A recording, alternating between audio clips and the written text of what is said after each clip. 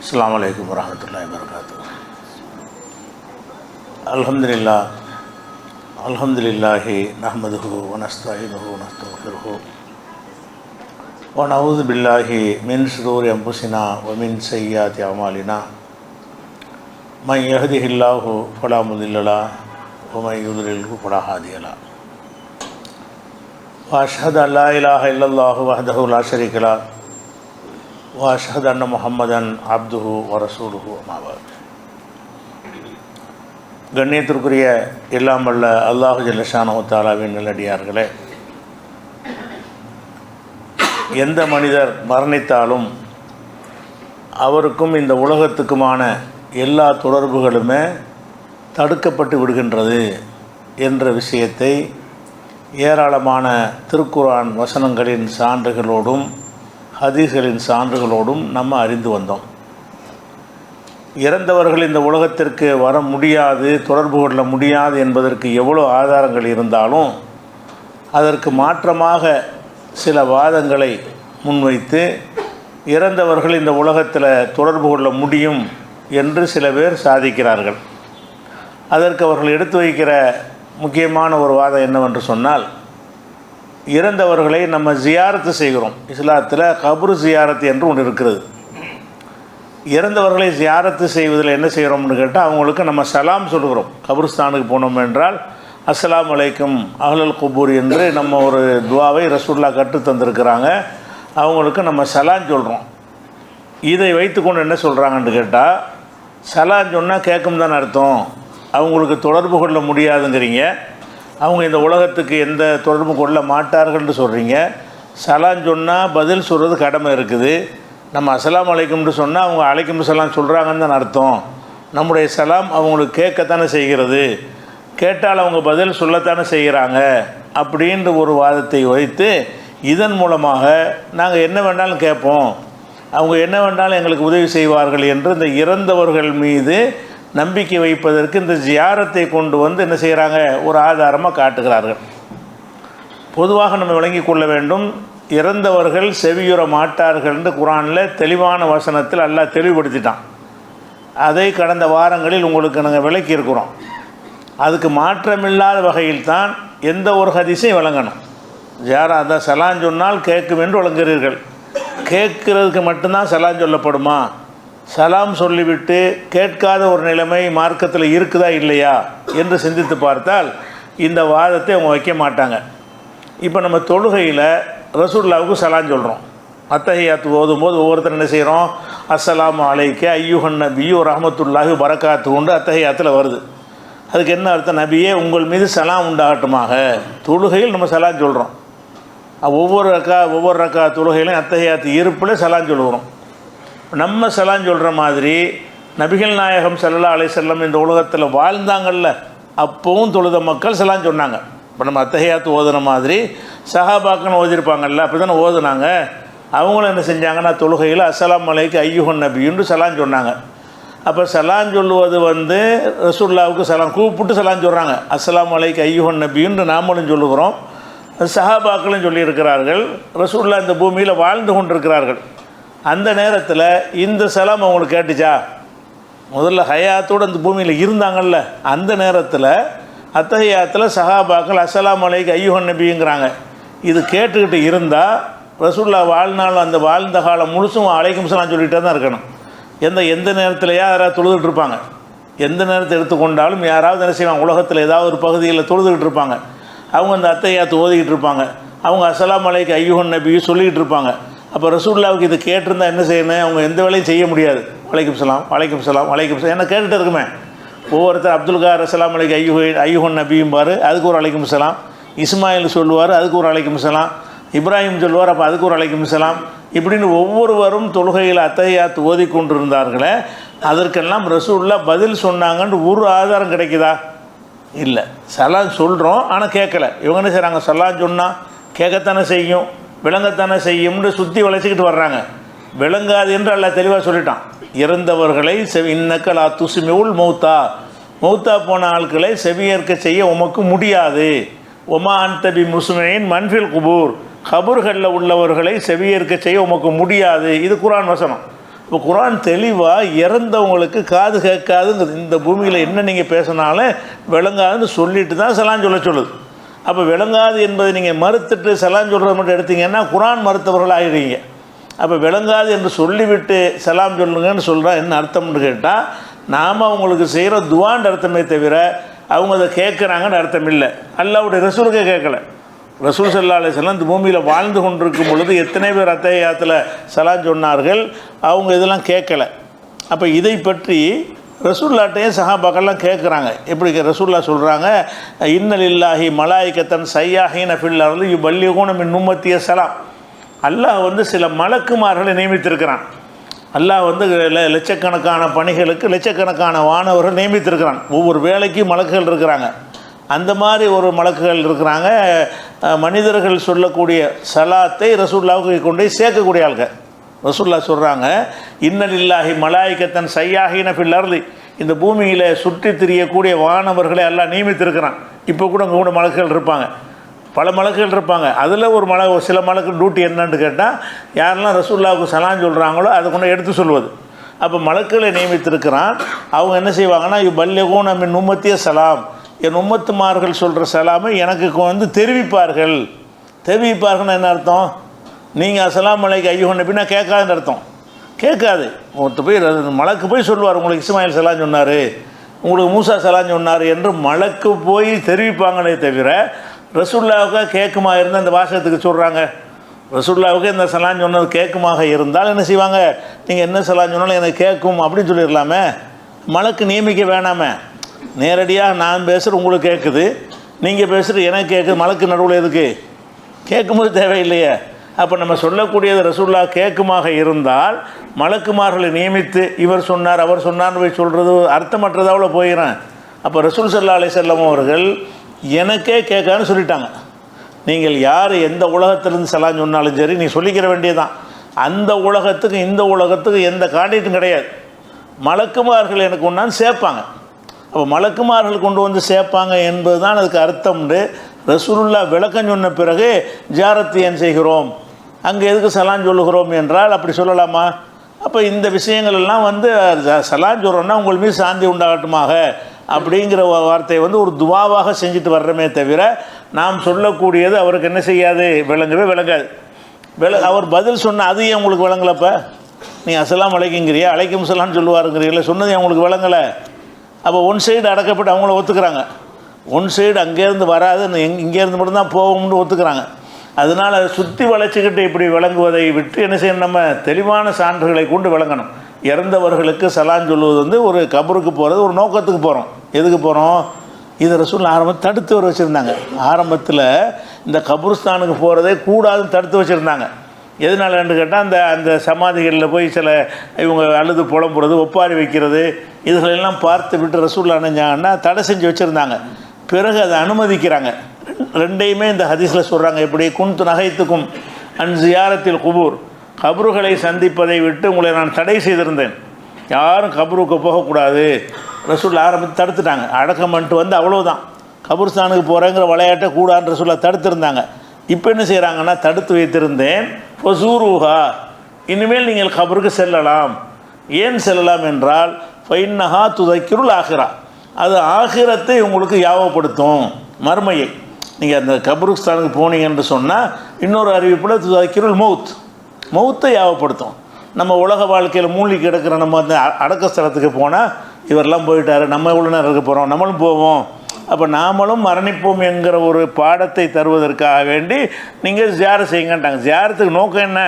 நீங்கள் என்னத்தான் போய் சலாம் சொன்னாலும் எதுக்கு அங்கே போக சொல்லுதுன்னு கேட்டால், நீங்கள் சொன்ன சலாத்தை கேட்ட ஒரு பதில் சொல்லி அதை வாங்குவதற்காக உங்களை அனுப்பலை. எதுக்காக அந்த ஜியாரத்துக்கு போகிறோம்? அது மௌத்தை யாவப்படுத்தும். நம்ம அந்த கபுர்ஸ்தானுக்கு போனோம் என்று சொன்னால் அது துதைக்குள் ஆகிரா, ஆகிரத்து மரண சிந்தனை வந்துச்சுன்னு சொன்னால் ஒழுங்காக வாழ்க்கை நடத்துவோம். நமக்கு இப்போ ஒன்றாலும் மரணம் வந்துடும்னு ஒரு பயம் வந்தால் கொஞ்சம் கெட்டவனாக இருக்கிறவன் கூட கொஞ்சம் மாற்றிக்கிறவான் தன்னையை, நல்லவனாக இருக்கிறவன் இன்னும் கொஞ்சம் நல்லவனாக ஆக்கிடுவான். அப்போ இந்த மரணத்தினுடைய நினைவு வரும் பொழுது வாழ்க்கையை மாற்றிக்கொள்வார்கள் என்பதற்கு தான் இதை ரசூலில் அனுமதித்தாங்க என்பதை நம்ம பார்க்குறோம். அது மாத்திரம் இல்லாமல் இந்த கபரு ஜியாரத் என்பது முஸ்லீமுடைய கபருக்கு மட்டும் கிடையாது. நம்ம அப்படி மட்டும்தான் விளங்கி இருக்கிறோம். மரணத்துடைய சிந்தனையை பெறுவதற்காக முஸ்லீம் அல்லாத கபருக்கு கூட போகலாம். இந்த முஸ்லீமான கபருஸ்தானுக்கு போகிறது மாதிரி எங்கே போகலாம்? முஸ்லீம் அல்லாத கபருக்கு கூட போகலாம். அங்கே இந்த திக்ரு சலான் சொல்வது கிடையாது தவிர மரணத்தை யாவப்படுத்துவதற்காக வேண்டி சுடுகாட்டுக்கு போய் என்ன செய்யலாம், இடுகாட்டுக்கு போய் பார்த்துட்டு வரலாம். அதுக்கு என்ன ஆதாரம்னு கேட்டால், நபிகள் நாயகம் ஸல்லல்லாஹு அலைஹி வஸல்லம் சொல்கிறாங்க, அவங்க அம்மா வந்து சின்ன வயசில் ரசூல்லா வந்து சின்ன வயசாக இருக்கும்போது மௌத்தா போயிட்டாங்க. ரசூல்லாவுடைய தாயார் வந்து ரசூல்லாவுக்கு 6 வயசாக இருக்கும்போதே இறந்துட்டாங்க. அப்போ ரசூல் ஸல்லல்லாஹு அலைஹி வஸல்லம் அவர்கள் தாயை பார்த்ததில்லை, விவரம் தெரிஞ்சு பார்த்ததில்லை. அதனால் என்ன செய்கிறாங்கன்னா, அவங்க ஒரு நாள் நினைவு வருது, நம்ம அம்மாவுடைய கபுர்ஸ்தானை போய் பார்ப்போம், அடக்க ஸ்தலத்தை பார்ப்போம், அவங்க ஹயாத்தோடு நம்ம பார்த்தது இல்லை, அதனால் அவங்க அடக்க ஸ்தலத்துக்கு போவோம் அப்படின்னு மனசில் நினைப்பு வருது. நினைப்பு வரும்போது அல்லாஹ்ட்ட கேட்குறாங்க, இறைவா என்னுடைய தாயாருடைய கபூரில் போய் ஜியாரத்து பண்ணி அவங்களுக்காக வேண்டி நான் பாவ மன்னிப்பு தேடணும், அதுக்கு எனக்கு அனுமதி கொடு. இஸ்தாதன்து ரப்பி அன் அஸ்தக்ஃபிரலி உம்மி, எனது தாயாருக்கு பாவ மன்னிப்பு தேடுவதற்காக அல்லாஹ்ட்ட நான் பர்மிஷன் கேட்டேன். அல்லாஹ்ட்ட கேட்குறாங்க, இறைவா எங்கள் அம்மாவுடைய கபருக்கு போய் அவங்களுக்காக பாவ மன்னிப்பு தேடனாம்னு பர்மிஷன் கொடுன்னு கேட்குறாங்க. அல்லாஹ் நினைச்சிட்டான்னா பர்மிஷன் இல்லைன்ட்டான். ஏன் பர்மிஷன் இல்லைன்ட்டான்? அவங்க பல தெய்வ நம்பிக்கையில் மரணிச்சிட்டாங்க. இந்த இஸ்லாம்லாம் வருவதற்கு முன்னாடி அந்த சிலைகளை கடவுளாக நம்பி வணங்கக்கூடிய சமுதாயத்தில் அவங்க இருந்தாங்க. அவங்க அந்த மாதிரி வாழ்ந்து அந்த மாதிரி மரணித்ததுனால அவங்களுக்கு பாவ மன்னிப்பு தேட முடியாது. மாக்கானல் நபி ஒல்லதீன் ஆமனும் எஸ்தக்ஃபிருலில் முஷ்ரிக்கீன உலவுக்கான உலி குர்பா, நபிமார் இந்த முகமது நபிக்கும் மற்ற மூமின்களுக்கும் அனுமதி கிடையாது. எந்த அனுமதி கிடையாது? எஸ்தக்ஃபிருலில் முஷ்ரிக்கீன், இணை கற்பித்தவர்களுக்கு பாவ மன்னிப்பு தேடுவது அனுமதி கிடையாது. உலவுக்கான உலி குர்பா, அவங்க எவ்வளோ நெருங்கின உறவினராக இருந்தாலும் கிடையாதுன்னு குர்ஆனில் வரல தடுத்துட்டான். இணை கற்பிச்சிட்டாங்கன்னு தெரிஞ்சாங்கன்னு சொன்னால் அது நபியாக இருந்தாலும் சரி, நீ எங்கள் அம்மாவுக்கு மன்னிப்பு கேட்குறேன், பாப்பாவுக்கு மன்னிப்பு கேட்குறேங்கிற விளையாட்டு கூடாது அப்படின்னு நல்லா அவரை தடுத்துட்டானா, இவங்க வேறு இந்த மாதிரி அனுமதி கேட்டாங்க, எல்லாம் மறுத்துட்டான், அனுமதி கிடையாது. அப்போ ரசூலுல்லாஹ் சொல்கிறாங்க, அப்படியானால் அந்த கபரை போய் பார்த்து நான் பார்த்துட்டு வர்றதுக்கு மட்டும் ஜியாரத்துக்கு எனக்கு அனுமதி கொடுன்னு கேட்குறாங்க. பாவ மன்னிப்புலாம் தேட மாட்டேன், எங்கள் அம்மா அடக்கம் பண்ண இடம்னு பார்க்குறதுக்கு அனுமதி கொடுன்னு கேட்குறாங்க. அல்லாஹ் எனக்கு அனுமதி கொடுத்தான். அவங்க முஸ்லீம் அல்லாதவங்க கபர் தானே அது, அதுக்கு போவதற்கு அனுமதி கேட்டேன், அனுமதி கொடுத்தான்னு சொல்லி அந்த கபருஸ்தானத்தை போய் நின்று ரசூலுல்லாஹ் நினைஞ்சாங்க, அழுதாங்க. அவங்க அழுவதை பார்த்து இருக்கிற சஹாபாக்கெல்லாம் அழுதாங்க. தாயுடைய அந்த நினைப்பு வரும்போது அழுக வரும்ல, அவங்க செருக்கில் மூத்தா போயிட்டாங்களே, எது நினச்சி அழுதாங்கன்னு தெரியல. அந்த அடக்கஸ்தலத்தில் நின்று ரசூலுல்லாஹ் அழ ஆரம்பிக்கிறாங்க. சுற்றி இருந்த எல்லாரையும் அழ வச்சுட்டாங்க, அவ்வளோ அழுகை எழுதார்கள்னு வருகிறது. அப்போ இதில் நம்ம என்ன வழங்குகிறோம்? கபரு ஜியாரத் என்பது முஸ்லீம் அல்லாத கபருக்கு கூட போகலாம். முஸ்லீம் அல்லாத அவங்க வாப்பா அம்மா ஒருத்தர் முஸ்லாத்துக்கு ஒருத்தர் வந்துட்டார், தகப்பனார் வரல, தாயார் வரல, அவங்க அடக்கஸ்தலத்துக்கு போய் ஒரு பார்க்கலாமன்னா பார்க்கலாம். பார்த்து என்ன செய்யக்கூடாது? மன்னித்திருந்து துஆ செஞ்சிடக்கூடாது. மரணத்தை யாவப்படுத்துவதற்காக வேண்டி அவங்க தாய் நம்மளை எப்படியெல்லாம் வளர்த்தாங்க அதெல்லாம் நினைவு கூறுவதற்காக வேண்டி போகலாமான்னா ரசூலுல்லாஹ் போயிருக்கிறாங்கல்ல, அல்லாஹ்ட்ட பர்மிஷன் வாங்கி போயிருக்கிறாங்களா இல்லையா? அது நமக்கு ஆதாரம் தானே. அல்லாஹ்வுடைய தூதரிடத்தில் அழகான முன்மாதிரி நமக்கு இருக்கிறதுன்னு சொல்கிற காரணத்தினால நம்மளும் செய்யலாம். அப்போ ஜியாரத்துங்கிறது வந்து மரணத்தை யாவப்படுத்துறதுக்காக வேண்டி மார்க்கத்தில் உள்ள ஒரு அம்சம் தானே தவிர நம்ம சொல்வதையெல்லாம் அங்கே கேட்கும், அவங்க இந்த உலகத்துக்கு தொடர்பு கொள்ளுவாங்க என்பதற்கு உள்ளது அல்ல என்பதற்கு இதெல்லாம் தெளிவான ஆதாரம். ரசூலுல்லாவுக்கு அந்த கேட்காதுன்னு அவங்களே சொல்லிட்டாங்களே, எனக்கு கேட்காண்டாங்கல்ல, நீங்கள் சொல்லக்கூடிய எந்த சலாமும் எனக்கு கேட்காது, மலக்குமார்களும் சொல்லி தருவாங்க. சரி, அவங்களுக்கு மலக்கு சொல்லி தந்துட்டாங்க, உங்களுக்கு மலக்க நியமிச்சிருக்கானல்ல, நான் மௌத்தா போயிட்டேன்டா எனக்கு சலாத்தை வந்து சேர்ப்பதற்காக வேண்டி மலக்கெல்லாம் நியமித்திருப்பாங்கன்னா அப்படி சொல்லப்படலை. ரசூலுல்லாவுக்கெல்லாம் நியமித்திருக்கிறான், மற்ற சலாமுக்கெல்லாம் அப்படி கூட போய் சேராது. அடக்கம் பண்ண ஆள்கிட்ட போய் உங்களுக்கு இன்னார் சலான் சொன்னார், இன்னார் சலான் சொன்னார்னு போய் சொல்லுவாங்களான்னா அது தனக்குத்தான் அப்படி இருக்குன்னு ரசூலுல்லாஹ் சொல்கிறாங்க, எனக்குத்தான் மலக்க நியமித்திருக்கிறான். அப்போ மற்ற இறந்தவர்களுக்கு நீங்கள் சலான் சொன்னாலும் அவங்களும் கேட்க மாட்டாங்க, மலக்காவது போய் சொல்லுவாருன்னா அதுக்கு ஆதாரம் இல்லை. அல்லாஹ்வுடைய ரசூல் தனக்கு உரிய ஒரு சிறப்பு தகுதியாக சொன்னார்களே தவிர ஒவ்வொரு மூமினுக்கும் இப்படி நியமிக்கப்பட்டிருக்குன்னு சொல்லலை. எந்த மூமினாக இருந்தாலும் அவருடைய அடக்கத்தை இறந்து விட்டார் என்று சொன்னால் அவருக்கு சொல்லக்கூடிய சலாத்தை சேர்ப்பதற்காக மாணவர்களை எல்லாம் நியமித்திருக்கிறான் அப்படின்னு சொன்னாங்களா? சொல்லலை. அதனால் இறந்தவருக்கு சலாம் சொல்வது என்பது அவங்களுக்கு கேட்கும் என்பதற்காக கிடையாது, எத்தி வைக்கப்படும் என்பதற்காக கிடையாது. உங்கள் மீது சாந்தி உண்டாகட்டுமாக ஒரு துவா, உங்கள் மீது சாந்தி உண்டாகட்டும், அல்ல உங்களை பொருந்தி கொள்ளட்டும், நீங்கள் முன்னாடி போயிட்டீங்க நாங்கள் பின்னாடி வர்றோன்னு அந்த துவாவோட அர்த்தம். அந்த துவாவில் வரும்போது நீங்கள் எங்களுக்கு முன்னாடி போயிட்டீங்க நாங்கள் பின்னாடி வந்து கொண்டே இருக்கிறோம் அப்படின்னு சொல்லி மரணத்தை யாவப்படுத்துறதுக்கு சொன்ன ஒரு துவாவில் நேரடியாக பேசுகிற மாதிரி இருக்குது. நேரடியாக பேசுகிற மாதிரி இருக்கிறதெல்லாம் என்ன அர்த்தம் கிடையாது, அதுக்கு கேட்கும்னு அர்த்தம் கிடையாது. நம்ம நேரடியாக எத்தனை விஷயங்களோ பேசுகிறோமா இல்லையா? இந்த இலக்கியமாக கவிதைகளில் பாடல்கள்லாம் என்ன செய்கிறாங்க, தென்றல் காற்று நெல்லுன்னு கூப்பிட்றாங்க. தென்றல் காட்டுக்கு விளங்கவா செய்யும்? தென்றல் காற்றுன்னு கூப்பிட்டாரு, அதனால் தென்றல் காட்டு இவர் சொல்வதை கேட்குது. யாரை விளங்குவீங்களா? விளங்க மாட்டீங்க. உங்களுடைய குழந்தைகளை பிறந்து ஒரு நாள் குழந்தைய வச்சுக்கிட்டு தாய் கொஞ்சுவா, கண்ணே மணியன்னு விளங்குமா? விளங்கும்டா கொஞ்சரா, கூப்பிட்டா விளங்கும்னு அர்த்தம் செஞ்சிடறாங்க. விளங்குற இடத்துல விளங்கும்னு அர்த்தம் செய்யுங்க. விளங்காத இடத்துல கூப்பிட்டான்னா அன்பை காட்டுறன்னு விளங்கிக்கிறங்க. பெரிய பிள்ளைய பார்த்து கண்ணேன்னு கூப்பிட்டா விளங்கும்னு அர்த்தம் செஞ்சுக்கிறங்க. சின்ன வயசு பிள்ளை, ஒரு வயசு பிள்ளைய பார்த்து தாய் கூப்பிட்றாள் கண்ணே மணியை அப்படி இப்படின்னு கொஞ்சுறாங்கல்ல தாய்மார்கள்லாம், பிள்ளைகளை கூப்பிடத்தானே செய்கிறாங்க. அந்த குழந்தைக்கு விளங்கி சந்தோஷப்படுமா? விளங்கலாம் செய்யாது. இவங்களும் அன்பை காட்டுறாங்க, அவ்வளோதான். நம்ம பாசத்தை அந்த குழந்தைக்கு தெரிவிக்கிறோம் என்பதை தவிரதுக்கு அர்த்தம் இருக்குதா? இவங்க செஞ்ச மாதிரி ஜியாரத்துக்கு அர்த்தம் செஞ்ச மாதிரி என்ன செய்யணும், பிறந்த அன்னைக்கே குழந்தைக்கு கேட்கும் எல்லாம் அப்படின்னு ஒருத்தன் சொல்கிறான். என்னடா ஆதாரம்டா? இந்த நம்ம கொஞ்சம்ல குழந்தையை பார்த்து கூப்பிட்றோம்ல, குழந்தைய புகழ்ந்து பேசுகிறோமா இல்லையா அப்படின்னு ஆதாரம் காட்டினா ஏற்றுக்குறோமா? ஏற்றுக்கிற மாட்டோம். அந்த மாதிரி தான் நேரடியாக காபாவை நோக்கி ரசூலுல்லாஹ் பேசியிருக்கிறாங்க. காபாவை காது கேட்கும்னு அர்த்தம். அப்போ நம்ம பேசுகிறது பூமியை நோக்கி பேசுவோம், வானத்தை நோக்கி பேசுவோம், காற்றை நோக்கி பேசுவோம்.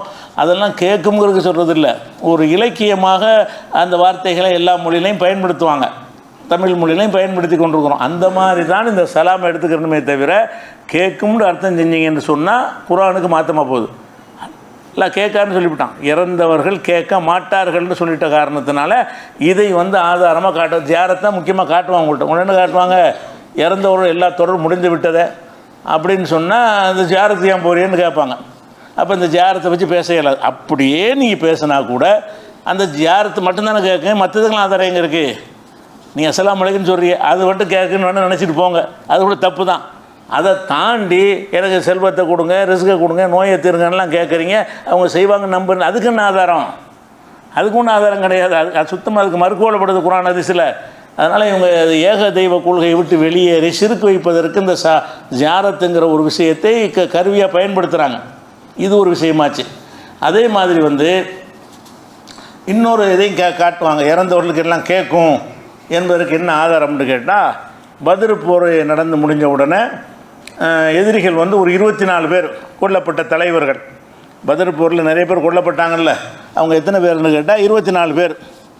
அந்த 24 பேர் என்ன செய்கிறாங்கன்னா, ரசூல் ஸல்லல்லாஹு அலைஹி வஸல்லம் அவர்கள் ஒரு பாலடைஞ்ச கிணறு அங்கே இருக்குது, வெளியில் தூக்கி பாடியை வெளியில் போட்டு போக முடியாது, நாய் நேரெலாம் திண்டு போயிடும். போரில் எதிரியாக இருந்தாலும் அவங்களையும் அடக்கம் பண்ணணும்.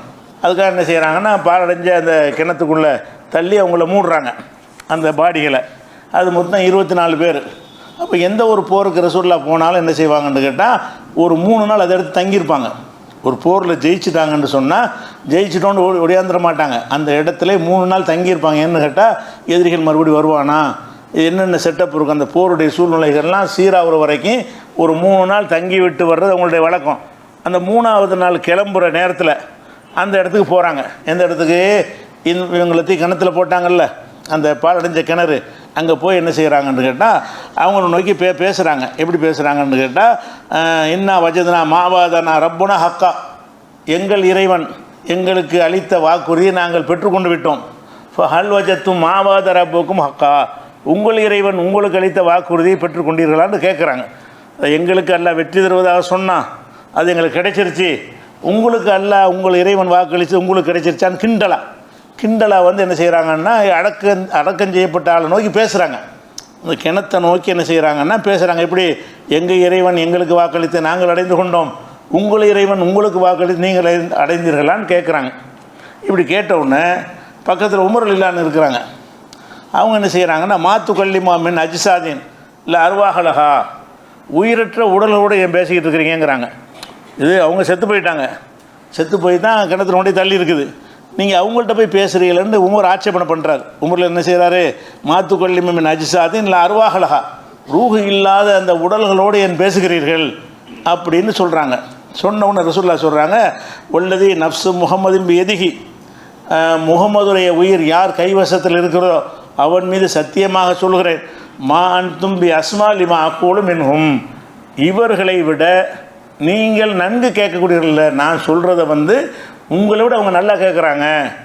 அந்த சொன்ன வார்த்தையை நீங்கள் எப்படி கேட்குறீங்களோ அதை விட அவங்களுக்கு நல்லாவே கேட்குங்கிறாங்க. இந்த ஹதீஸை கொண்டாந்து காட்டுவாங்க.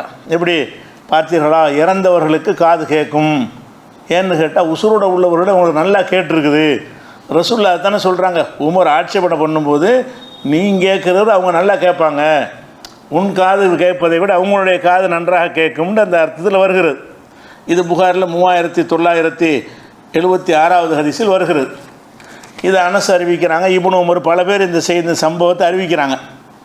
இந்த சம்பவத்தை அறிவித்த உடனே இதை பார்த்தா வந்து குர்ஆனுக்கு மாற்றமாக தெரியுதுல்ல. இறந்தவர்கள் கேட்க மாட்டாங்கன்னு அல்லாஹ் சொல்கிறான்.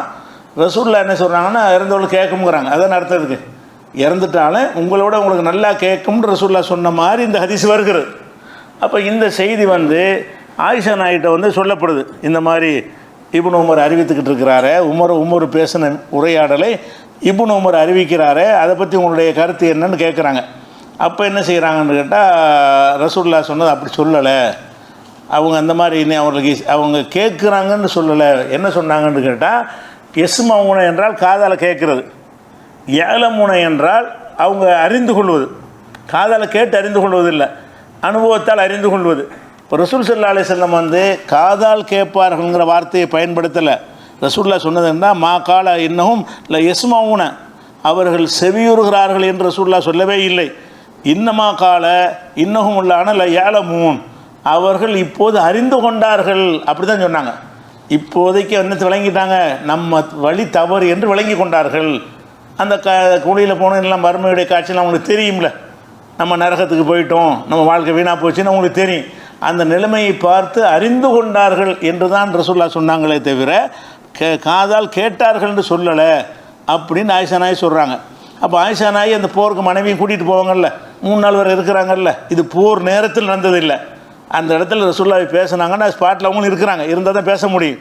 ஆயிஷா நாய் என்ன சொல்கிறாங்கன்னா அப்படி ரசூல்லா சொல்லவில்லை. அந்த கபரை நோக்கி பேசும் பொழுது அவர்கள் நான் சொல்வதை காதால் கேட்கிறார்கள்னு சொல்லவே இல்லை. நான் சொன்ன இந்த மெசேஜ் அவங்களுக்கு தெரிந்து விட்டது, அவங்க புரிந்து கொண்டிருப்பார்கள். இப்போ எதை வச்சு புரிந்து கொள்வார்கள், கபரில் உள்ள சூழ்நிலையை வச்சு எல்லாம் புரிந்து கொள்ள தானே செய்வாங்க. அப்படிங்கிறத அர்த்தம் ரசூல்லா சொன்னாங்கன்னு சொல்லிவிட்டு அப்புறம் சொல்கிறாங்க சும்மா கராத்து. பிறகு ஒரு வசனத்தை ஓதி காட்டுறாங்க. எப்படி இன்னக்க லா துஸ்மியுல் மௌத்தா, இறந்தவர்களை நீ செவியேற்க செய்ய மாட்டான்னு நல்லா சொல்கிறானே, அதுக்கு மாற்றமாக ரசூல்லா சொல்லியிருப்பாங்களா. உமான் தபி முஸ்மின் மன்ஃபில் குபூர், கபூரில் உள்ளவர்களை செவியேற்க செய்ய உமக்கு முடியாது நல்லா சொல்கிறானே. அப்படி சொல்லி இருக்கும்போது செத்தவங்களுக்கு கேட்கும் ரசூல்லா அப்படி சொல்லுவாங்கன்னு திருப்பி கேட்குறாங்க. குர்ஆனுக்கு மாற்றம்ங்கிறாங்க. ரசூல்லா சொல்லவும் இல்லை, அவங்க நேரடியாக இருந்தும் கேட்டிருக்கிறாங்க. அப்போ இதை அறிவிக்கிற இப்னு உமர், அனஸ் போன்ற சஹாபாக்கள் வந்து அவங்க புரிந்து கொண்டார்கள் என்று ரசூல்லா சொன்னதை அவங்க காதால் கேட்கிறார்கள்னு விளங்கி கொண்டார்கள். அவங்க புரிதலில் ஏற்பட்ட தவறுதானே தவிர ரசூல்லா குர்ஆனுக்கு மாற்றபடி பேசுவாங்க. இறந்தவர்களுக்கு உசுரோடு உள்ளவர்கள் நல்லா கேட்கும்னா ஒட்டுமொத்த குர்ஆனுக்கு மாற்றமாச்ச. குர்ஆன் அல்லாஹ் என்ன செய்கிறான், இறந்தவர்களும் உயிரோடு உள்ளவர்களும் சமமாக மாட்டார்கள்ட்டான். இது சமத்துக்கு மேலே கொண்டே வைக்குது, உங்களோட அவங்களுக்கு நல்லா கேட்கும்னு. இப்படியான வாசகத்தை ரசூல்லா இப்படி சொல்லுவாங்க என்று ஆயிஷா நாயகி அவர்கள் அந்த சம்பவத்தில் என்ன நடந்துச்சு என்பதை விளக்குகிறார்கள். அதுபோக தன்னுடைய கூற்றுக்கு ஆதாரமாக குர்ஆன் வசனத்தை காட்டுறாங்க. 2 வசனத்தை ஓதி காட்டுறாங்க. இன்னக்க லா துஸ்மியுல் மௌத்தா என்கிற வசனத்தையும், செத்தவர்களுக்கு உம்மால் செவியேற்க செய்ய முடியாது என்கிற வசனத்தையும், கபரில் உள்ளவர்களை செவியேற்க செய்ய உமக்கு முடியாது என்கிற வசனத்தையும் என்ன செய்கிறாங்க, ஓதி காட்டினார்கள். அப்படிங்கிற ஒரு செய்தி 3978 புகாரியில் 3978 இருக்கிறது. இதை ஆயிஷா நாய் சொல்லிவிட்டு இந்த மாதிரி தான் இந்த இப்னு உமர் இன்னொரு இடத்துலையும் தப்பாக சொன்னாருங்கிறாங்க. அதை சுட்டி காட்டுறாங்க. இப்னு உமர் அவர்கள் இந்த செய்திகளை கிரகிக்கிற விஷயத்தில் அவர் மிஸ்டேக் பண்ணுறவங்கள ஆளாக இருக்கிறாரு அப்படின்னு என்ன செய்கிறாங்கன்னா இன்னொரு சம்பவத்தை எடுத்து காட்டுறாங்க. என்ன சம்பவம்னு கேட்டால் இப்னு உமர் அறிவிக்கிறார், ஒரு மையத்து இருக்குன்னு வைங்க, ஒரு ஆள் இறந்துட்டார். அங்கே உட்காந்து நீங்கள்லாம் அழுதுகிட்டு இருக்கிறீங்க. நீங்கள் அழுதிங்கன்னா மையத்துக்கு வேதனை செய்யப்படும்.